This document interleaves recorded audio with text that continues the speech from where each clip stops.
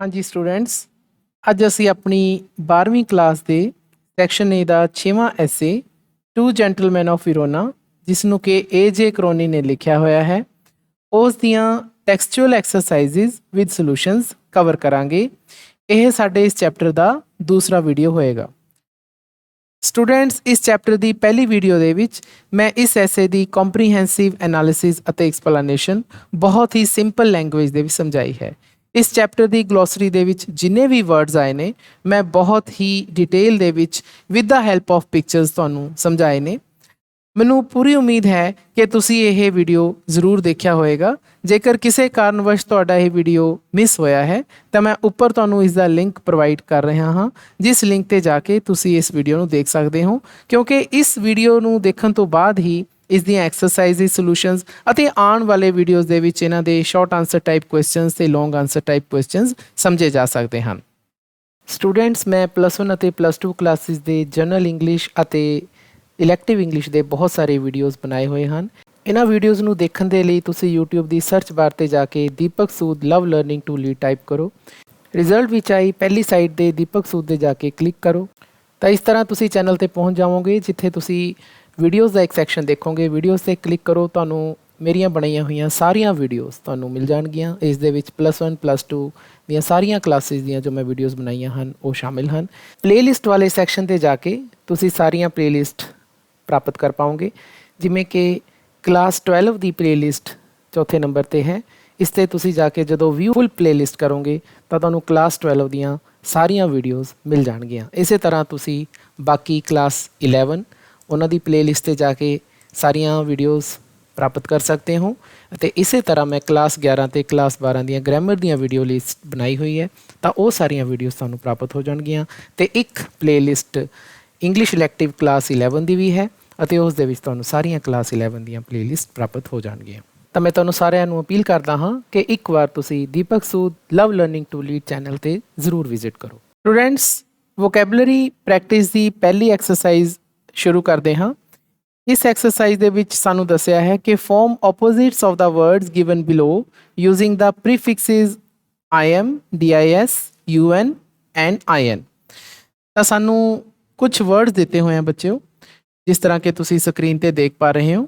ਇਹਨਾਂ ਸਾਰੇ ਵਰਡਸ ਦੇ ਅਸੀਂ ਆਪੋਜ਼ਿਟ ਵਰਡਸ ਬਣਾਉਣੇ ਹੈ, ਲੇਕਿਨ ਕੰਡੀਸ਼ਨ ਇਹ ਹੈ ਕਿ ਅਸੀਂ ਜਿਹੜੇ ਇਹਨਾਂ ਦੇ ਆਪੋਜ਼ਿਟ ਵਰਡਸ ਬਣਾਉਣੇ ਹੈ ਉਹ ਕੁਝ ਖਾਸ ਪ੍ਰੀਫਿਕਸਿਸ ਯੂਜ਼ ਕਰਕੇ ਬਣਾਉਣੇ ਹੈ, ਤੇ ਉਹ ਸਾਨੂੰ ਦੇ ਰੱਖੇ ਨੇ। ਉਹ im, dis, un ਅਤੇ in ਪ੍ਰੀਫਿਕਸਿਸ ਨੇ। ਇਹਨਾਂ ਦੀ ਮਦਦ ਦੇ ਨਾਲ ਅਸੀਂ ਇਹਨਾਂ ਦੇ ਸਾਰੇ ਵਰਡਸ ਦੇ ਅਸੀਂ ਆਪੋਜ਼ਿਟ ਵਰਡਸ ਬਣਾਉਣੇ ਹੈ। ਤਾਂ ਸਟੂਡੈਂਟਸ, ਪਹਿਲਾਂ ਸਾਨੂੰ ਇਹ ਕਲੀਅਰ ਹੋਣਾ ਚਾਹੀਦਾ ਹੈ ਕਿ ਪ੍ਰੀਫਿਕਸ ਹੁੰਦੇ ਕੀ ਹੈ। ਤਾਂ ਪ੍ਰੀਫਿਕਸ ਨੂੰ ਪੰਜਾਬੀ ਦੇ ਵਿੱਚ ਅਸੀਂ ਅਗੇਤਰ ਕਹਿੰਦੇ ਹਾਂ।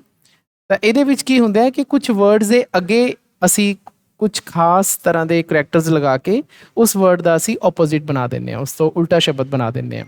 ਜਿਵੇਂ ਕਿ ਅਸੀਂ ਪਹਿਲਾ ਵਰਡ ਚੱਕਦੇ ਹਾਂ, ਸਭ ਤੋਂ ਪਹਿਲਾ ਸ਼ਬਦ ਹੈ ਸਾਡਾ ਪ੍ਰੈਕਟੀਕਲ। ਪ੍ਰੈਕਟੀਕਲ ਦਾ ਮਤਲਬ ਹੁੰਦਾ ਜੀ ਪ੍ਰਯੋਗੀ, ਤੁਸੀਂ ਸਾਰੇ ਜਾਣਦੇ ਹੋ, ਜਾਂ ਉਹ ਚੀਜ਼ ਜੋ ਕਿ ਅਸੀਂ ਖੁਦ ਕਰ ਸਕੀਏ ਤਾਂ ਉਸ ਨੂੰ ਅਸੀਂ ਪ੍ਰੈਕਟੀਕਲ ਕਹਿੰਦੇ ਹਾਂ।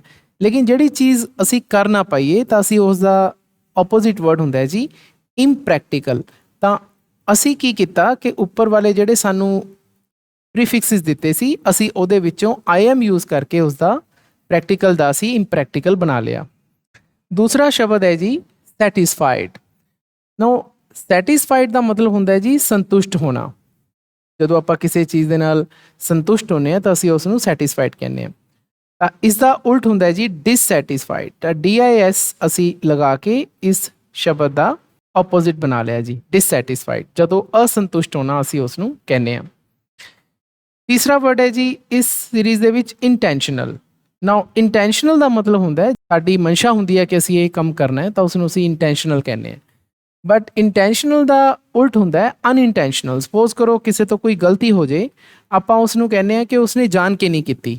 ਅਸੀਂ ਇਹ ਕਹਿੰਦੇ ਹਾਂ ਕਿ ਉਸਨੇ ਇੰਟੈਂਸ਼ਨਲ ਨਹੀਂ ਕੀਤਾ, ਅਨਇੰਟੈਂਸ਼ਨਲ ਹੋ ਗਿਆ। ਤਾਂ ਇਸ ਤਰੀਕੇ ਦੇ ਨਾਲ ਅਸੀਂ ਇਸ ਦਾ ਪ੍ਰੀਫਿਕਸ ਲਗਾ ਕੇ, ਅਸੀਂ ਇੱਥੇ ਪ੍ਰੀਫਿਕਸ ਕੀ ਲਗਾਇਆ un। ਤਾਂ ਸਾਡੀ ਕੰਡੀਸ਼ਨਸ ਅਸੀਂ ਉਹੀ ਪੂਰੀਆਂ ਕਰ ਰਹੇ ਹਾਂ ਕਿ ਅਸੀਂ ਉਹੀ ਚਾਰ ਜਿਹੜੇ ਸਾਨੂੰ ਅਗੇਤਰ ਪ੍ਰੀਫਿਕਸ ਦੇ ਰੱਖੇ ਹੈ im, dis ਜਾਂ un ਜਾਂ in, ਸਾਨੇ ਆਹੀ ਚਾਰਾਂ ਦੇ ਵਿੱਚੋਂ ਕੋਈ ਇੱਕ ਪ੍ਰੀਫਿਕਸ ਲਗਾ ਕੇ ਮੂਹਰੇ ਲਗਾ ਕੇ, ਅਗੇਤਰ ਦਾ ਮਤਲਬ ਵਰਡ ਦੇ ਅੱਗੇ ਲਗਾਉਣਾ ਹੈ। ਇਸ ਦਾ ਇੱਕ ਹੋਰ ਹੁੰਦਾ ਹੈ ਜੀ ਜਿਸ ਨੂੰ ਅਸੀਂ ਸਫਿਕਸ ਕਹਿੰਦੇ ਆ, ਉਹ ਅਸੀਂ ਪਿੱਛੇ ਲਗਾਉਂਦੇ ਹਾਂ, ਲੇਕਿਨ ਅਸੀਂ ਪਿੱਛੇ ਨਹੀਂ ਲਗਾ ਰਹੇ, ਅਸੀਂ ਅੱਗੇ ਲਗਾ ਰਹੇ ਹਾਂ। ਅਗਲਾ ਸ਼ਬਦ ਹੈ ਜੀ ਮੈਨੇਜੇਬਲ।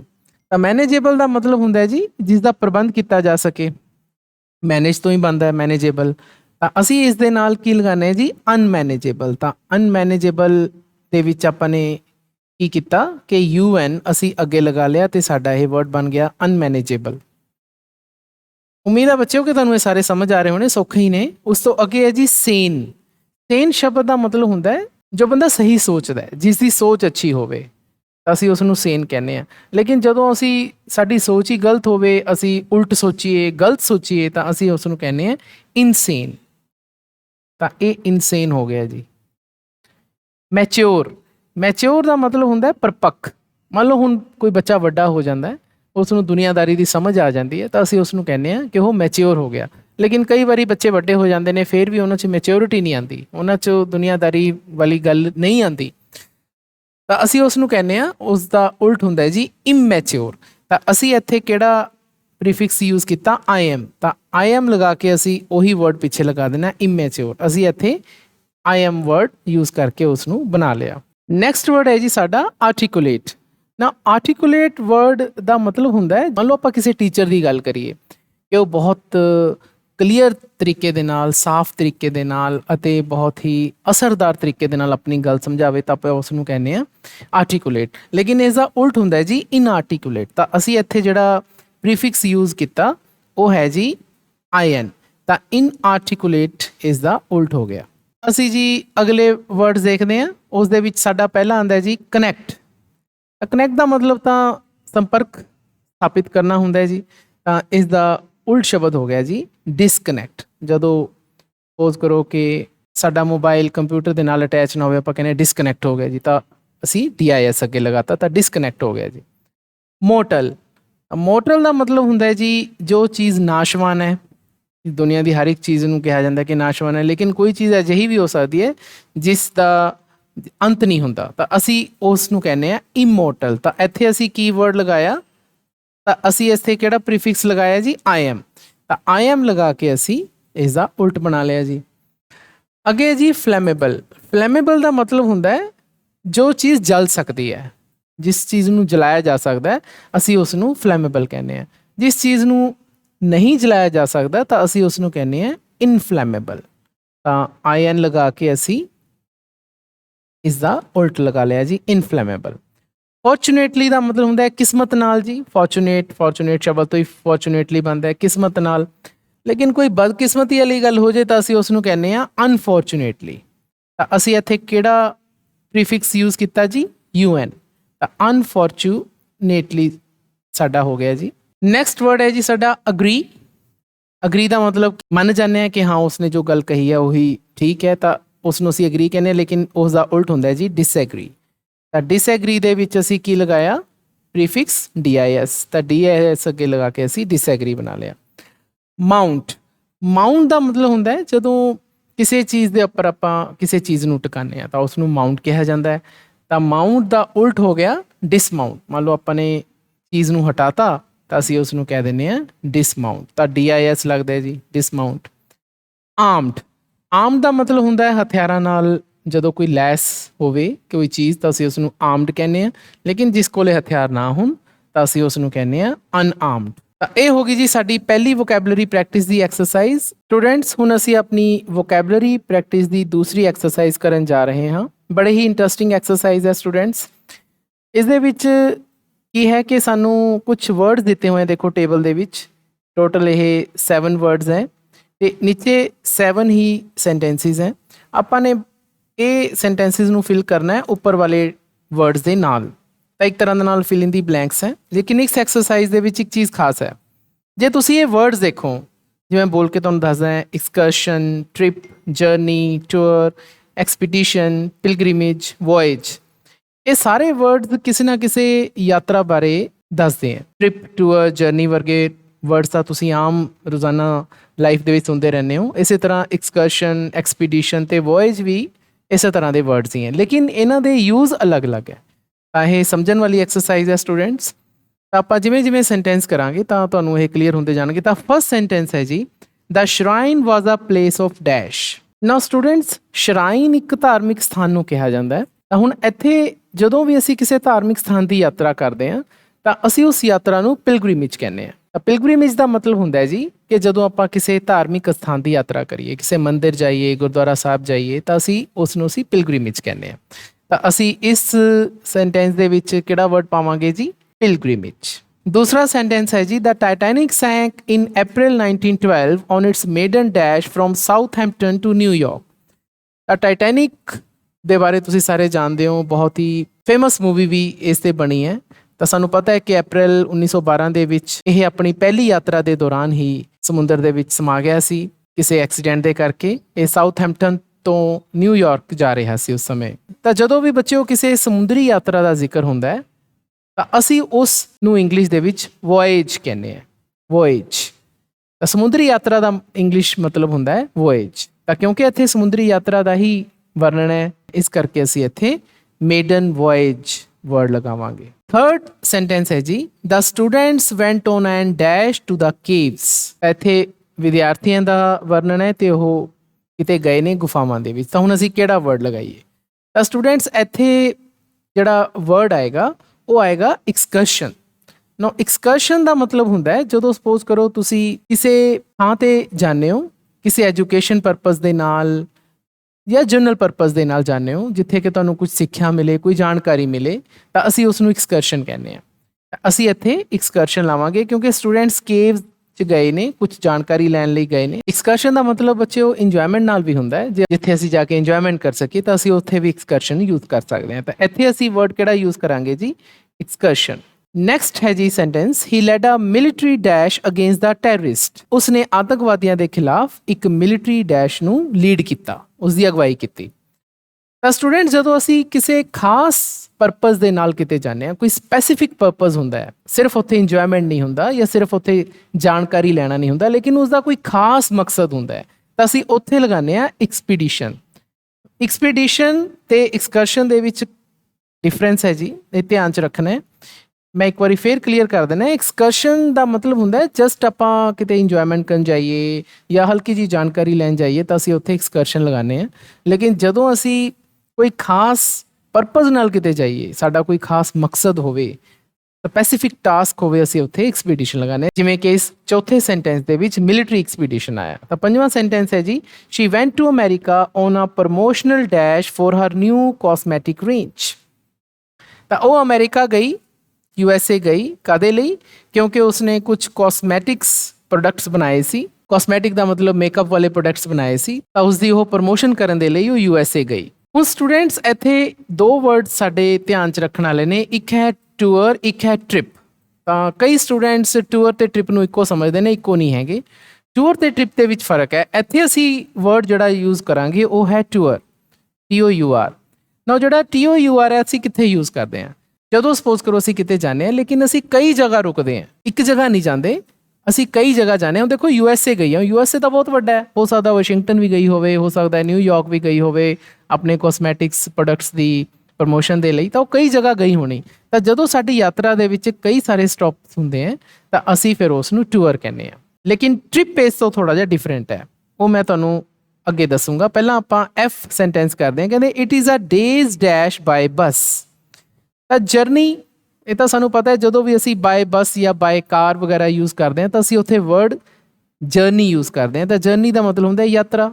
ਇੱਕ ਤਾਂ ਯਾਤਰਾ ਕੋਈ ਵੀ ਹੋ ਸਕਦੀ ਹੈ, ਬੱਸ ਦੁਆਰਾ ਹੋ ਸਕਦੀ ਹੈ, ਕਾਰ ਦੁਆਰਾ ਹੋ ਸਕਦੀ ਹੈ, ਟ੍ਰੇਨ ਦੁਆਰਾ ਹੋ ਸਕਦੀ ਹੈ। ਜਦੋਂ ਵੀ ਅਸੀਂ ਕਿਸੇ ਟਰਾਂਸਪੋਰਟ ਮੋਡ ਦੇ ਹਿਸਾਬ ਨਾਲ ਯਾਤਰਾ ਦਾ ਵਰਣਨ ਕਰਨਾ ਹੋਵੇ ਤਾਂ ਅਸੀਂ ਉੱਥੇ ਜਰਨੀ ਬਾਏ ਬੱਸ ਜਾਂ ਜਰਨੀ ਬਾਏ ਟ੍ਰੇਨ, ਅਸੀਂ ਇਸ ਤਰ੍ਹਾਂ ਦੇ ਵਰਡ ਯੂਜ਼ ਕਰਦੇ ਹਾਂ। ਤਾਂ ਹੁਣ ਸਾਡਾ ਇੱਕ ਵਰਡ ਰਹਿ ਗਿਆ ਹੈ ਜੀ, ਉਹ ਹੈ ਟ੍ਰਿਪ। ਕਹਿੰਦੇ they went on a 1 day dash to the river. ਇੱਥੇ ਆਏਗਾ ਜੀ ਟ੍ਰਿਪ। ਹੁਣ ਟ੍ਰਿਪ ਦਾ ਮਤਲਬ ਇਹ ਹੁੰਦਾ ਹੈ ਕਿ ਅਸੀਂ ਕਿਸੇ ਇੱਕ ਜਗ੍ਹਾ ਗਏ ਤੇ ਵਾਪਸ ਆ ਗਏ, ਸਾਡੇ ਮਲਟੀਪਲ ਸਟਾਪਸ ਨਹੀਂ ਸੀਗੇ, ਅਸੀਂ ਕਈ ਜਗ੍ਹਾ ਨਹੀਂ ਰੁਕੇ। ਹੁਣ ਦੇਖੋ ਕੀ ਕਹਿ ਰਿਹਾ ਹੈ, ਕਹਿੰਦੇ ਉਹ ਰਿਵਰ ਤੇ ਗਏ, ਨਦੀ ਤੇ ਗਏ ਇੱਕ ਦਿਨ ਦੇ ਲਈ, ਯਾਨੀ ਕਿ ਉਹ ਸਿੱਧੇ ਨਦੀ ਤੇ ਗਏ ਹੋਣੇ, ਉੱਥੇ ਉਹਨਾਂ ਨੇ ਇੰਜੋਇਮੈਂਟ ਕੀਤਾ ਹੋਣਾ, ਰਿਲੈਕਸ ਕੀਤਾ ਹੋਣਾ ਤੇ ਵਾਪਸ ਆ ਗਏ। ਤਾਂ ਉਹਨਾਂ ਦੇ ਕਈ ਸਾਰੇ ਸਟਾਪਸ ਨਹੀਂ ਸੀਗੇ। ਇਹ ਫਰਕ ਹੈ ਜੀ ਟੂਰ ਤੇ ਟ੍ਰਿਪ ਦੇ ਵਿੱਚ।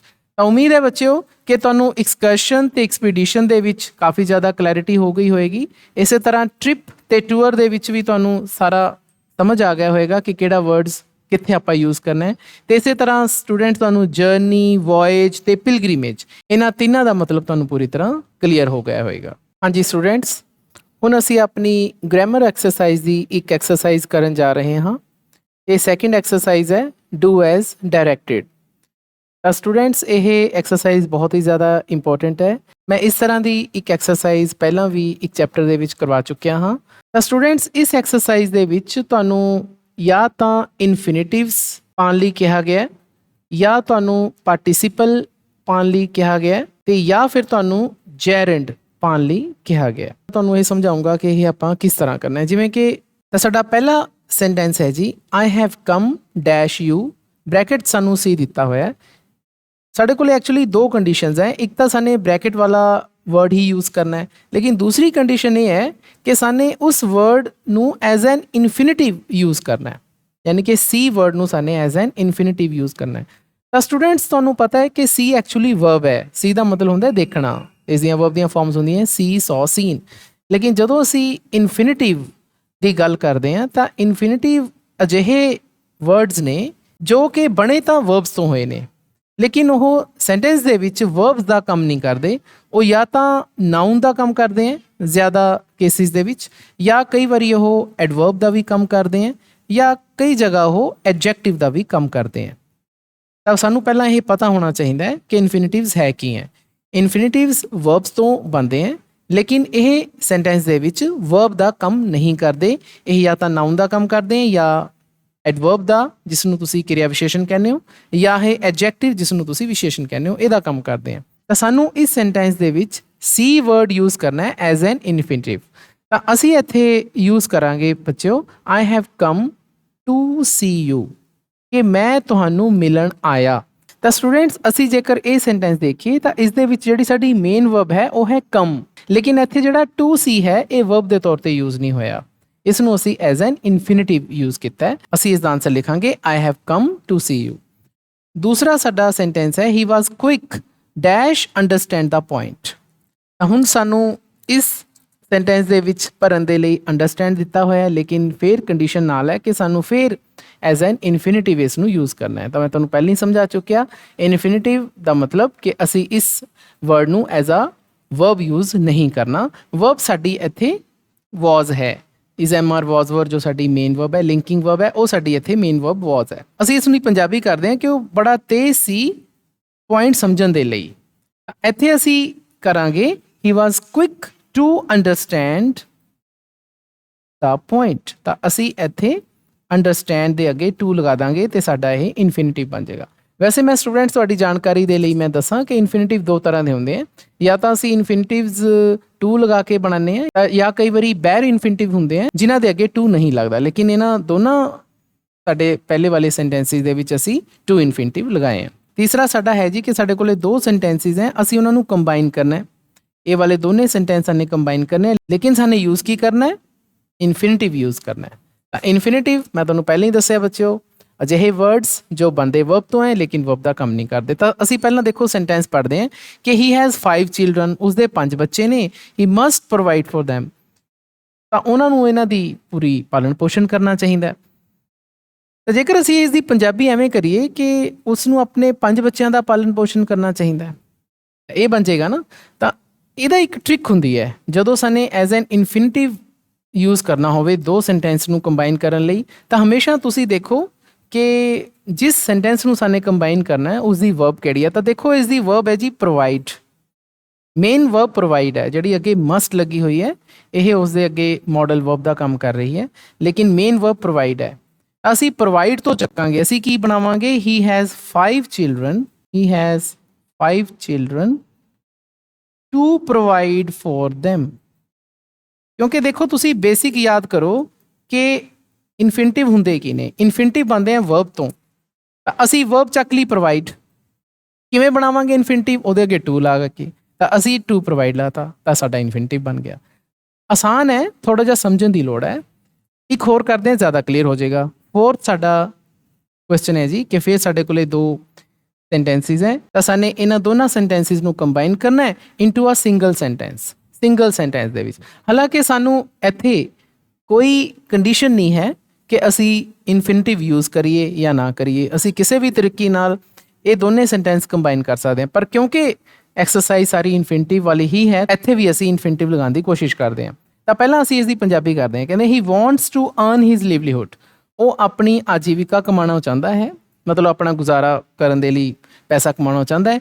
ਹੀ works hard for this reason, ਤਾਂ ਇਸ ਰੀਜ਼ਨ ਦੇ ਲਈ ਉਹ ਸਖਤ ਮਿਹਨਤ ਕਰ ਰਿਹਾ ਹੈ। ਤਾਂ ਜੇਕਰ ਅਸੀਂ ਪੰਜਾਬੀ ਦੇ ਵਿੱਚ ਇੱਕ ਸੈਂਟੈਂਸ ਬਣਾਈਏ ਤਾਂ ਇਹਦਾ ਬਣੇਗਾ ਉਹ ਸਖਤ ਮਿਹਨਤ ਕਰ ਰਿਹਾ ਹੈ ਆਪਣੀ ਆਜੀਵਿਕਾ ਕਮਾਉਣ ਦੇ ਲਈ। ਤਾਂ ਅਸੀਂ ਉੱਪਰ ਵਾਲੇ ਸੈਂਟੈਂਸ ਦੇ ਵਿੱਚ ਦੇਖਦੇ ਹਾਂ ਜੀ ਕਿ ਅਸੀਂ ਕਿੱਥੋਂ ਸੈਂਟੈਂਸ ਲੈ ਸਕਦੇ ਹਾਂ। ਤਾਂ ਜੇਕਰ ਅਸੀਂ ਧਿਆਨ ਨਾਲ ਦੇਖੀਏ ਤਾਂ ਮੇਨ ਵਰਬ ਤਾਂ ਦੇਖੋ ਵਾਂਟਸ ਹੈ, ਉਹ ਚਾਹੁੰਦਾ ਹੈ, ਲੇਕਿਨ ਉਹਦੇ ਨਾਲ ਸਾਡੇ ਕੋਲੇ ਆਲਰੇਡੀ ਇਨਫਿਨਿਟਿਵ ਦੇ ਰੱਖਿਆ ਟੂ ਅਰਨ। ਅਸੀਂ ਇੱਥੋਂ ਹੀ ਚੱਕ ਸਕਦੇ ਹਾਂ ਇਸ ਨੂੰ। ਅਰਨ ਵੈਸੇ ਵਰਬ ਹੁੰਦੀ ਹੈ, ਲੇਕਿਨ ਅਰਨ ਦੇ ਅੱਗੇ ਟੂ ਲੱਗ ਗਿਆ ਤਾਂ ਇਹ ਕੀ ਬਣ ਗਿਆ, ਇਨਫਿਨਿਟਿਵ ਬਣ ਗਿਆ। ਕਿਉਂ ਬਣ ਗਿਆ? ਕਿਉਂਕਿ ਉਸ ਦੇ ਅੱਗੇ ਮੇਨ ਵਰਬ ਵਾਂਟਸ ਲੱਗਿਆ ਹੋਇਆ। ਤਾਂ ਅਸੀਂ ਇੱਥੋਂ ਚੱਕਦੇ ਹਾਂ ਹੀ ਵਰਕਸ ਹਾਰਡ, ਆਹ ਵਾਲਾ ਸੈਂਟੈਂਸ ਅਸੀਂ ਛੱਡ ਦਿੰਦੇ ਹਾਂ for his reason to earn his livelihood. ਤਾਂ ਇਹ ਬਣ ਗਿਆ ਜੀ ਸਾਡਾ। ਥੋੜੇ ਬੇਟਾ ਟ੍ਰਿਕਸ ਹੁੰਦੇ ਆ, ਜੇਕਰ ਅਸੀਂ ਉਹ ਟ੍ਰਿਕਸ ਲਗਾਈਏ, ਥੋੜਾ ਸਮਝੀਏ ਤਾਂ ਸਾਡਾ ਸਾਰਾ ਕੰਮ ਹੋ ਜਾਂਦਾ ਹੈ। ਫਿਫਥ ਹੈ ਜੀ ਆਈ ਸੌ ਹਿਮ ਡੈਸ਼ ਦਾ ਹਾਊਸ। ਹੁਣ ਸਾਡਾ ਇੱਥੋਂ ਥੋੜਾ ਜਿਹਾ ਚੇਂਜ ਹੋ ਜਾਂਦਾ ਹੈ। ਹੁਣ ਸਾਡੇ ਕੋਲੇ ਇਨਫਿਨਿਟਿਵ ਨਹੀਂ ਆ ਰਹੇ, ਹੁਣ ਸਾਡੇ ਕੋਲੇ ਪਾਰਟੀਸੀਪਲ ਆ ਗਏ। ਤਾਂ ਸਾਡੇ ਕੋਲੇ ਵਰਡ ਦਿੱਤਾ ਹੋਇਆ ਜੀ ਐਂਟਰ, ਲੇਕਿਨ ਐਂਟਰ ਨੂੰ ਅਸੀਂ ਐਜ਼ ਅ ਪਾਰਟੀਸੀਪਲ ਯੂਜ਼ ਕਰਨਾ ਹੈ। ਤਾਂ ਸਾਨੂੰ ਪਹਿਲਾਂ ਇਹ ਪਤਾ ਹੋਣਾ ਚਾਹੀਦਾ ਕਿ ਪਾਰਟੀਸੀਪਲ ਹੁੰਦੇ ਕੀ ਹੈ। ਤਾਂ ਪਾਰਟੀਸੀਪਲ ਵੀ ਜਿਹੜੇ ਹੁੰਦੇ ਆ ਵਰਡਸ, ਇਹ ਵਰਬ ਤੋਂ ਹੀ ਬਣਦੇ ਆ, ਲੇਕਿਨ ਇਹ ਵਰਬ ਦਾ ਕੰਮ ਨਹੀਂ ਕਰਦੇ। ਇਹ ਵਾਕਾਂ ਦੇ ਵਿੱਚ ਐਡਜੈਕਟਿਵਸ ਦਾ ਕੰਮ ਕਰਦੇ ਆ, ਵਿਸ਼ੇਸ਼ਣ ਦਾ ਕੰਮ ਕਰਦੇ ਆ। ਜਿਵੇਂ ਮੈਂ ਪਹਿਲਾਂ ਦੱਸਿਆ ਸੀ ਕਿ ਜਿਹੜੇ ਸਾਡੇ ਇਨਫਿਨਿਟਿਵਸ ਹੈ ਇਹ ਨਾਊਨ ਦਾ ਵੀ ਕੰਮ ਕਰਦੇ ਆ, ਐਡਵਰਬ ਦਾ ਵੀ ਕੰਮ ਕਰਦੇ ਆ, ਐਡਜੈਕਟਿਵ ਦਾ ਵੀ ਕੰਮ ਕਰਦੇ ਆ, ਲੇਕਿਨ ਪਾਰਟੀਸੀਪਲ ਜ਼ਿਆਦਾਤਰ ਐਡਜੈਕਟਿਵ ਦਾ ਕੰਮ ਕਰਦੇ ਆ, ਵਿਸ਼ੇਸ਼ਣ ਦਾ ਕੰਮ ਕਰਦੇ ਆ। ਬਣਦੇ ਵਰਬ ਤੋਂ ਹੈ ਇਹ ਸੇਮ। ਤਾਂ ਹੁਣ ਦੇਖੋ ਐਂਟਰ ਜਿਹੜਾ ਵਰਡ ਹੈ ਇਹ ਵਰਬ ਹੈ। ਐਂਟਰ ਦਾ ਮਤਲਬ ਦਾਖਲ ਹੋਣਾ। ਇਹਦੀਆਂ ਵਰਬ ਦੀਆਂ ਫਾਰਮਸ ਤੁਹਾਨੂੰ ਪਤਾ ਹੈ ਐਂਟਰ, ਐਂਟਰਡ, ਐਂਟਰਡ ਹੁੰਦੀਆਂ, ਲੇਕਿਨ ਅਸੀਂ ਇਸ ਨੂੰ ਐਜ਼ ਅ ਵਰਬ ਇੱਥੇ ਯੂਜ਼ ਨਹੀਂ ਕਰਨਾ, ਅਸੀਂ ਇਸ ਨੂੰ ਐਜ਼ ਅ ਪਾਰਟੀਸੀਪਲ ਯੂਜ਼ ਕਰਨਾ ਹੈ। ਤਾਂ ਸਾਨੂੰ ਇਹ ਵੀ ਪਤਾ ਹੋਣਾ ਚਾਹੀਦਾ ਹੈ ਕਿ ਪਾਰਟੀਸੀਪਲ ਕਈ ਤਰ੍ਹਾਂ ਦੇ ਹੁੰਦੇ ਆ। ਵੈਸੇ 3 ਤਰ੍ਹਾਂ ਦੇ ਹੁੰਦੇ ਆ, ਲੇਕਿਨ ਮੈਂ ਤੁਹਾਨੂੰ 2 ਤਰ੍ਹਾਂ ਦੇ ਕਰਾਉਣਾ ਹੈ। ਤਾਂ ਇੱਕ ਇੱਥੇ ਹੁੰਦੇ ਆ ਜੀ ਪ੍ਰੈਜ਼ੈਂਟ ਪਾਰਟੀਸੀਪਲ ਤੇ ਇੱਕ ਹੁੰਦੇ ਆ ਜੀ ਪਾਸਟ ਪਾਰਟੀਸੀਪਲ। ਤਾਂ ਜਿਹੜੇ ਪ੍ਰੈਜ਼ੈਂਟ ਪਾਰਟੀਸੀਪਲ ਬਣਦੇ ਆ ਬੱਚਿਓ, ਇਹ ਵਰਬ ਦੀ ਫਸਟ ਫਾਰਮ ਦੇ ਨਾਲ ਆਈਐਨਜੀ ਲਗਾ ਕੇ ਬਣਦੇ ਆ। ਜਿਹੜੀ ਸਾਡੀ ਫਸਟ ਫਾਰਮ ਹੈ ਉਸ ਦੇ ਨਾਲ ਆਈਐਨਜੀ ਲਗਾ ਦਾਂਗੇ ਤਾਂ ਪ੍ਰੈਜ਼ੈਂਟ ਪਾਰਟੀਸੀਪਲ ਬਣ ਗਿਆ। ਲੇਕਿਨ ਜਿਹੜਾ ਪਾਸਟ ਪਾਰਟੀਸੀਪਲ ਹੈ ਇਹ ਵਰਬ ਦੀ ਤੀਸਰੀ ਫਾਰਮ ਹੁੰਦੀ ਹੈ ਜੀ। ਤਾਂ ਹੁਣ ਦੇਖੋ ਜੀ ਅਸੀਂ ਇੱਥੇ 5ਵੇਂ ਸੈਂਟੈਂਸ ਦੇ ਵਿੱਚ ਕੀ ਲਗਾਵਾਂਗੇ, ਆਈ ਸੌ ਹਿਮ ਡੈਸ਼ ਦਾ ਹਾਊਸ। ਤਾਂ ਮੈਂ ਉਸ ਨੂੰ ਘਰ ਦੇ ਵਿੱਚ ਐਂਟਰ ਕਰਦੇ ਹੋਏ ਦੇਖਿਆ, ਦਾਖਲ ਹੁੰਦੇ ਹੋਏ ਦੇਖਿਆ। ਅਸੀਂ ਇੱਥੇ ਪ੍ਰੈਜ਼ੈਂਟ ਪਾਰਟੀਸੀਪਲ ਯੂਜ਼ ਕਰਾਂਗੇ ਜੀ ਐਂਟਰਿੰਗ। ਤਾਂ ਐਂਟਰ ਸਾਡੀ ਵਰਬ ਦੀ ਪਹਿਲੀ ਫਾਰਮ ਹੋ ਗਈ, ਪਿੱਛੇ ਅਸੀਂ ਲਗਾ ਲਿਆ ਆਈਐਨਜੀ ਤਾਂ ਐਂਟਰਿੰਗ ਬਣ ਗਿਆ। ਇਹ ਸਾਡੀ ਪ੍ਰੈਜ਼ੈਂਟ ਪਾਰਟੀਸੀਪਲ ਹੋ ਗਿਆ, ਵਿਸ਼ੇਸ਼ਣ ਦੇ ਤੌਰ ਤੇ ਯੂਜ਼ ਹੋ ਗਿਆ ਜੀ। ਇੱਕ ਹੋਰ ਕਰਦੇ ਹਾਂ ਜੀ, ਜ਼ਿਆਦਾ ਕਲੀਅਰ ਹੋ ਜਾਏਗਾ। 6ਵਾਂ ਹੀ ਪਲੇਡ ਅ ਡੈਸ਼ ਗੇਮ। ਵਰਡ ਸਾਨੂੰ ਦਿੱਤਾ ਹੋਇਆ ਹੈ ਲੂਜ਼ ਅਤੇ ਸਾਨੇ ਇਸ ਨੂੰ ਐਜ਼ ਅ ਪਾਰਟੀਸੀਪਲ ਹੀ ਯੂਜ਼ ਕਰਨਾ ਹੈ। ਤਾਂ ਉਸਨੇ ਇੱਕ ਹਾਰੀ ਹੋਈ ਗੇਮ ਖੇਡੀ। ਅਸੀਂ ਲੂਜ਼ ਦੀ ਥਰਡ ਫਾਰਮ ਯੂਜ਼ ਕਰਾਂਗੇ ਲੌਸਟ। ਲੌਸਟ ਕੀ ਹੋ ਗਿਆ ਜੀ, ਪਾਸਟ ਪਾਰਟੀਸੀਪਲ। ਤਾਂ ਪਾਸਟ ਪਾਰਟੀਸੀਪਲ ਇੱਥੇ ਯੂਜ਼ ਹੋ ਗਿਆ, ਪ੍ਰੈਜ਼ੈਂਟ ਪਾਰਟੀਸੀਪਲ ਸਾਡਾ 5ਵੇਂ 'ਚ ਯੂਜ਼ ਹੋ ਗਿਆ। ਤਾਂ 7th ਸਾਡਾ ਸੈਂਟੈਂਸ ਹੈ ਜੀ ਕਿ ਕੰਬਾਈਨ ਦਾ ਫੋਲੋਇੰਗ ਸੈਂਟੈਂਸਿਸ ਯੂਜ਼ਿੰਗ ਅ ਪਾਰਟੀਸੀਪਲ। ਫਿਰ ਸਾਨੇ ਪਾਰਟੀਸੀਪਲ ਹੀ ਯੂਜ਼ ਕਰਨਾ ਹੈ, ਲੇਕਿਨ ਸਾਡੇ ਕੋਲੇ 2 ਸੈਂਟੈਂਸਿਸ ਹੈ ਉਹਨਾਂ ਨੂੰ ਸਾਨੇ ਕੰਬਾਈਨ ਕਰਨਾ ਹੈ। ਜਿਹੜੇ ਅਸੀਂ ਪਹਿਲਾਂ ਕਰੇ ਸੀ, ਜੋ 3rd ਐਂਡ 4th ਕਰਿਆ ਸੀ, ਉਹਦੇ ਵਿੱਚ ਆਪਾਂ ਨੇ ਕੀ ਯੂਜ਼ ਕਰਿਆ ਸੀ, ਇਨਫਿਨਿਟਿਵਸ ਯੂਜ਼ ਕਰੇ ਸੀ ਕੰਬਾਈਨ ਕਰਨ ਦੇ ਲਈ। ਲੇਕਿਨ ਹੁਣ ਸਾਡੇ ਕੋਲੇ ਕੰਡੀਸ਼ਨ ਕੀ ਹੈ ਕਿ 7ਵੇਂ ਦੇ ਵਿੱਚ ਅਸੀਂ ਯੂਜ਼ ਕਰਨਾ ਹੈ ਪਾਰਟੀਸੀਪਲ। ਤਾਂ ਪਹਿਲਾਂ ਅਸੀਂ ਚਲੋ ਸੈਂਟੈਂਸ ਸਮਝਦੇ ਹਾਂ।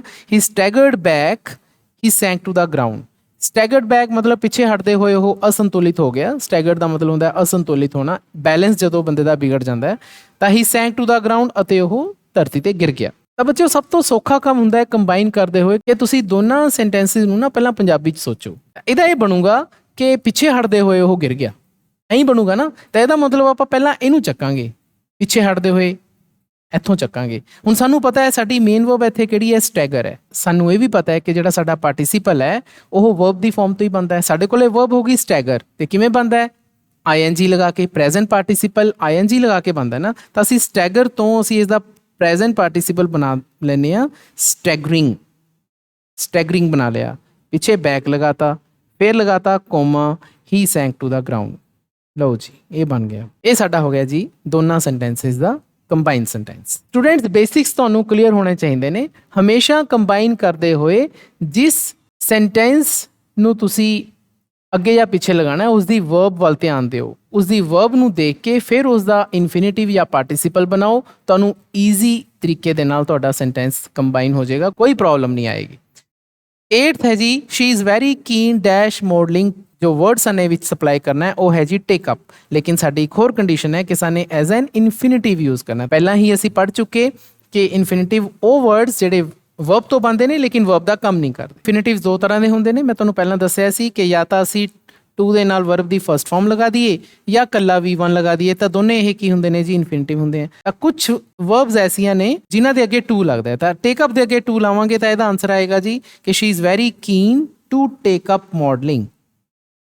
ਇਹ ਹੋ ਗਿਆ ਜੀ ਆਨਸਰ ਇਸ ਦਾ, ਕਿ ਉਹ ਬੜੀ ਉਤਸੁਕ ਹੈ ਕਿ ਮੋਡਲਿੰਗ ਨੂੰ ਐਜ਼ ਅ ਕਰੀਅਰ ਆਪਣਾ ਅਪਣਾਵੇ। 9th ਸੈਂਟੈਂਸ ਹੈ ਕਿ ਵਟ ਸ਼ੀ ਹੇਟਸ ਮੋਸਟ ਇਜ਼ ਡੈਸ਼, ਤੇ ਵਰਡ ਹੈ ਜੀ ਸਮੋਕ, ਲੇਕਿਨ ਕੰਡੀਸ਼ਨ ਫਿਰ ਹੈ ਕਿ ਸਾਨੇ ਐਜ਼ ਅ ਜੈਰੈਂਡ ਯੂਜ਼ ਕਰਨਾ। ਤਾਂ ਨਵੀਂ ਚੀਜ਼ ਆ ਗਈ ਜੀ ਜੈਰੈਂਡ। ਤਾਂ ਜੈਰੈਂਡ ਕੀ ਹੁੰਦੇ ਨੇ ਸਾਨੂੰ ਇਹ ਵੀ ਪਤਾ ਹੋਣਾ ਚਾਹੀਦਾ ਹੈ। ਜੈਰੈਂਡ ਵੀ ਇੱਕ ਜਿਹੇ ਵਰਡਸ ਹੁੰਦੇ ਨੇ ਜਿਹੜੇ ਬਣਦੇ ਵਰਬ ਤੋਂ ਨੇ ਲੇਕਿਨ ਸੈਂਟੈਂਸ ਦੇ ਵਿੱਚ ਵਰਬ ਦਾ ਕੰਮ ਨਹੀਂ ਕਰਦੇ, ਇਹ ਐਜ਼ ਅ ਨਾਊਨ ਦਾ ਕੰਮ ਕਰਦੇ ਨੇ। ਜੈਰੈਂਡ ਬਣਦੇ ਵਰਬ ਤੋਂ ਨੇ ਲੇਕਿਨ ਐਜ਼ ਅ ਨਾਊਨ ਦਾ ਕੰਮ ਕਰਦੇ ਨੇ। ਮੈਂ ਤੁਹਾਨੂੰ ਬੱਚਿਓ ਦੱਸਿਆ ਸੀ ਕਿ ਇਨਫਿਨਿਟਿਵਸ ਵੀ ਵਰਬ ਤੋਂ ਬਣਦੇ ਨੇ ਲੇਕਿਨ ਉਹ ਨਾਊਨ ਦਾ ਕੰਮ ਕਰਦੇ ਨੇ, ਜਾਂ ਐਡਜੈਕਟਿਵ ਦਾ ਕੰਮ ਕਰਦੇ ਨੇ, ਜਾਂ ਐਡਵਰਬ ਦਾ ਕੰਮ ਕਰਦੇ ਨੇ। ਇਸੇ ਤਰ੍ਹਾਂ ਜਿਹੜੇ ਪਾਰਟੀਸੀਪਲ ਨੇ ਇਹ ਵੀ ਵਰਬ ਤੋਂ ਬਣਦੇ ਨੇ ਲੇਕਿਨ ਇਹ ਐਡਜੈਕਟਿਵ ਦਾ ਕੰਮ ਕਰਦੇ ਨੇ। ਸੇਮ ਇਸੇ ਤਰ੍ਹਾਂ ਜੈਰੈਂਡ ਵੀ ਵਰਬ ਤੋਂ ਬਣਦੇ ਨੇ ਲੇਕਿਨ ਇਹ ਨਾਊਨ ਦਾ ਕੰਮ ਕਰਦੇ ਨੇ। ਤੇ ਇਹਨਾਂ ਦੀ ਇੱਕ ਹੋਰ ਖਾਸੀਅਤ ਹੁੰਦੀ ਹੈ ਕਿ ਇਹ ਵੀ ਪਾਰਟੀਸੀਪਲ ਦੀ ਤਰ੍ਹਾਂ ਵਰਬ ਦੀ ਫਸਟ ਫਾਰਮ ਦੇ ਨਾਲ ING ਲੱਗ ਕੇ ਬਣਦੇ ਨੇ। ਤਾਂ ਹੁਣ ਇੱਥੇ ਬੱਚੇ ਕਈ ਵਾਰੀ ਕਨਫਿਊਜ਼ ਹੋ ਜਾਂਦੇ ਨੇ, ਤਾਂ ਉਹ ਕਹਿੰਦੇ ਨੇ ਜੀ ਪ੍ਰੈਜ਼ੈਂਟ ਪਾਰਟੀਸੀਪਲ ਵੀ ਇਸੇ ਤਰ੍ਹਾਂ ਹੀ ਬਣਦੇ ਨੇ ਵਰਬ ਦੀ ਫਸਟ ਫਾਰਮ ਦੇ ਨਾਲ ING। ਜਦ ਮੈਂ ਲਾਈਵ ਕਲਾਸ ਲਗਾ ਰਿਹਾ ਹੁੰਦਾ ਤਾਂ ਬੱਚੇ ਮੇਰੇ ਤੋਂ ਇਹ ਕੁਐਸਚਨ ਬਹੁਤ ਵਾਰੀ ਕਰਦੇ ਨੇ ਕਿ ਸਰ ਪ੍ਰੈਜ਼ੈਂਟ ਪਾਰਟੀਸੀਪਲ ਵੀ ਐਂ ਹੀ ਬਣਦੇ ਨੇ ਤੇ ਜੈਰੈਂਡ ਵੀ ਐਂ ਹੀ ਬਣਦੇ ਨੇ ਵਰਬ ਦੀ ਫਸਟ ਫਾਰਮ ਦੇ ਨਾਲ ING, ਫਿਰ ਦੋਨਾਂ 'ਚ ਸਾਨੂੰ ਕੀ ਪਤਾ ਲੱਗੇ। ਤਾਂ ਬੇਟਾ ਮੈਂ ਇਸ ਦਾ ਆਨਸਰ ਦੇ ਚੁੱਕਿਆ ਕਿ ਜਿਹੜੇ ਪ੍ਰੈਜ਼ੈਂਟ ਪਾਰਟੀਸੀਪਲ ਨੇ ਉਹ ਹਮੇਸ਼ਾ ਐਡਜੈਕਟਿਵ ਦਾ ਕੰਮ ਕਰਨਗੇ, ਵਿਸ਼ੇਸ਼ਣ ਦਾ ਕੰਮ ਕਰਨਗੇ ਸੈਂਟੈਂਸ ਦੇ ਵਿੱਚ, ਲੇਕਿਨ ਜੈਰੈਂਡ ਹਮੇਸ਼ਾ ਨਾਊਨ ਦਾ ਕੰਮ ਕਰਨਗੇ। ਬਸ ਆਹੀ ਫਰਕ ਹੈ ਜੀ। ਕਿਵੇਂ ਕਰਨਗੇ ਮੈਂ ਦੱਸ ਦਿੰਦਾ। 9 ਸੈਂਟੈਂਸ ਦੇਖੋ, ਕਹਿੰਦੇ ਉਹ ਨਫ਼ਰਤ ਕਰਦੀ ਹੈ ਸਭ ਤੋਂ ਜ਼ਿਆਦਾ ਕਿਸ ਨੂੰ, ਸਮੋਕ। ਸਮੋਕ ਦਾ ਮਤਲਬ ਸਿਗਰਟ ਪੀਣਾ, ਤਾਂ ਸਮੋਕਿੰਗ ਆਏਗਾ ਕਿਉਂਕਿ ਅਸੀਂ ਜੈਰੈਂਡ ਕਿਵੇਂ ਬਣਨਾ ਤਾਂ ਉਵੇਂ ਹੀ ਆ ING ਲਗਾ ਕੇ, ਤਾਂ ਇੱਥੇ ਸਮੋਕਿੰਗ ਆਏਗਾ ਜੀ, ਸਮੋਕਿੰਗ। ਹੁਣ ਤੁਸੀਂ ਧਿਆਨ ਨਾਲ ਦੇਖੋ ਇੱਥੇ smoking as a noun use ਹੋਇਆ ਹੈ। ਉਹ ਕਹਿੰਦੇ ਉਹ ਸਭ ਤੋਂ ਜ਼ਿਆਦਾ ਨਫ਼ਰਤ ਕਰਦੀ ਹੈ, ਕਿਸ ਨੂੰ ਨਫ਼ਰਤ ਕਰਦੀ ਹੈ, ਸਮੋਕਿੰਗ ਨੂੰ। ਤਾਂ ਜਦੋਂ ਕਿਸ ਨੂੰ ਦਾ ਆਨਸਰ ਆ ਗਿਆ ਤਾਂ ਉਹ ਨਾਊਨ ਹੋ ਗਿਆ। ਹੁਣ ਤੁਸੀਂ ਉੱਪਰਲੇ ਸੈਂਟੈਂਸ ਤੇ ਆਓ ਜੀ, ਆਈ ਸਾਊ ਹਿਮ ਐਂਟਰ ਦਾ ਹਾਊਸ, ਹੈ ਨਾ। ਮੈਂ ਉਸ ਨੂੰ ਦੇਖਿਆ ਘਰ ਦੇ ਵਿੱਚ ਦਾਖਲ ਹੁੰਦੇ ਹੋਏ। ਕਿਸ ਨੂੰ ਦੇਖਿਆ, ਉਸ ਨੂੰ। ਉਸ ਨੂੰ ਦੀ ਵਿਸ਼ੇਸ਼ਤਾ ਕੀ ਹੈ ਕਿ ਉਹ ਦਾਖਲ ਹੋ ਰਿਹਾ ਸੀ। ਤਾਂ ਇੱਥੇ ਜਿਹੜਾ ਆਪਾਂ ਐਂਟਰ ਯੂਜ਼ ਕਰਿਆ ਉਹ ਐਜ਼ ਐਨ ਐਡਜੈਕਟਿਵ ਯੂਜ਼ ਹੋ ਰਿਹਾ ਹੈ ਹਿਮ ਦੇ ਲਈ, ਕਿ ਆਪਾਂ ਜਿਸ ਪਰਸਨ ਨੂੰ ਦੇਖਿਆ ਸੀ ਉਹ ਘਰ ਦੇ ਵਿੱਚ ਦਾਖਲ ਹੋ ਰਿਹਾ ਸੀ, ਲੇਕਿਨ ਇੱਥੇ ਆਪਾਂ ਸਮੋਕਿੰਗ ਕੀ ਯੂਜ਼ ਕੀਤਾ, ਐਜ਼ ਅ ਨਾਊਨ ਯੂਜ਼ ਕੀਤਾ। ਇੱਕ ਹੋਰ ਸੈਂਟੈਂਸ ਦੇਖਦੇ ਹਾਂ, he objected to dash money on cosmetics, spend. ਤਾਂ ਸਪੈਂਡ ਵਰਡ ਹੈ ਲੇਕਿਨ ਸਾਨੂੰ ਜੈਰੈਂਡ ਹੀ ਯੂਜ਼ ਕਰਨਾ ਹੈ। ਤਾਂ ਸਾਨੂੰ ਇਹ ਤਾਂ ਪਤਾ ਹੈ ਕਿ ਜੈਰੈਂਡ ਬਣੂਗਾ ਕਿਵੇਂ, ਸਪੈਂਡ ਦੇ ਨਾਲ ING ਲਾ ਦਈਏ, ਸਪੈਂਡਿੰਗ ਆਊਗਾ। ਇਹ ਤਾਂ ਕਲੀਅਰ ਹੈ। ਤਾਂ ਬੱਚਿਓ ਜੇ ਤੁਹਾਨੂੰ ਜੈਰੈਂਡ ਪਾਣਾ ਆ ਜੇ ਤਾਂ ਜੈਰੈਂਡ ਦੇ ਵਿੱਚ ਤਾਂ ਕਿਸੇ ਤਰ੍ਹਾਂ ਦਾ ਕਨਫਿਊਜ਼ਨ ਨਾ ਤੁਸੀਂ ਆਪਣੇ ਮਨ 'ਚ ਲੈ ਕੇ ਆਈਓ, ਬਿਕੋਜ਼ ਜੈਰੈਂਡ ਇੱਕੋ ਤਰ੍ਹਾਂ ਨਾਲ ਬਣਦੇ ਹੈ। ਜੇਕਰ ਤੁਹਾਨੂੰ ਕਲੀਅਰ ਕੱਟ ਜੈਰੈਂਡ ਲਿਖਿਆ ਹੋਇਆ ਕਿ ਜੈਰੈਂਡ ਲਾਓ ਤਾਂ ਇਹ ਸੁਣਨ ਨੂੰ ਥੋੜ੍ਹਾ ਜਿਹਾ ਔਖਾ ਲੱਗਦਾ ਹੈ ਜੈਰੈਂਡ, ਲੇਕਿਨ ਇਹ ਸਭ ਤੋਂ ਸੌਖਾ ਹੈ। ਇਹ ਇਨਫਿਨਿਟਿਵਸ ਤੇ ਪਾਰਟੀਸੀਪਲ ਤੋਂ ਵੀ ਸੌਖਾ ਹੈ। ਕਿਉਂ? ਕਿਉਂਕਿ ਇਹ ਇੱਕੋ ਤਰ੍ਹਾਂ ਦੇ ਹੁੰਦੇ ਹੈ। ਇਹ ਕਿਵੇਂ ਬਣਦੇ ਹੈ ਕਿ ਵਰਬ ਦੀ ਫਸਟ ਫਾਰਮ ਦੇ ਨਾਲ ਆਪਾਂ ਨੇ ING ਲਗਾ ਦੇਣਾ ਤੇ ਸਪੈਂਡਿੰਗ ਆ ਗਿਆ ਜੀ।